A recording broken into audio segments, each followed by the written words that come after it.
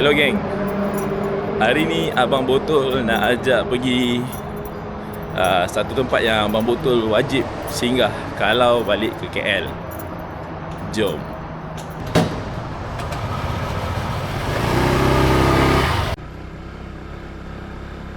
Jalan ni Abang Botol selalu guna, tapi sebenarnya hari ni Abang Botol tersilap lokasi pula. Tak apalah, layan je lah view dulu.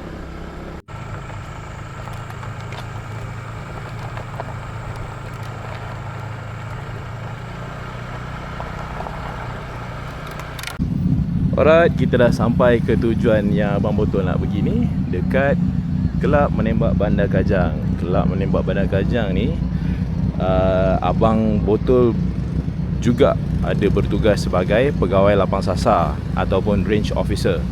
So hari ni kita nak buat kunjung hormat.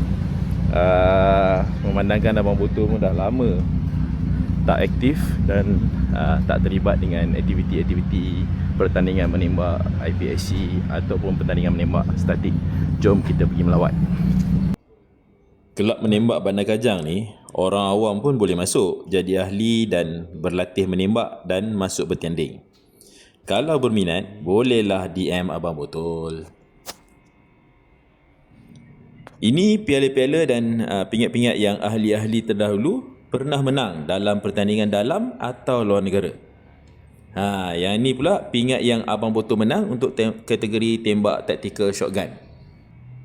Tapi atas sebab keselamatan, Abang Botol tak boleh tunjuk bahagian belakang tempat menyimpan senjata.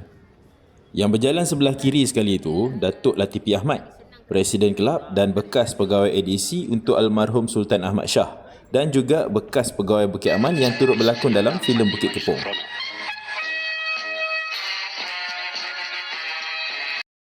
Okey, itu saja untuk kali ini. Kalau korang suka video Abang Botol, silalah like, komen dan share. Terima kasih. Bye.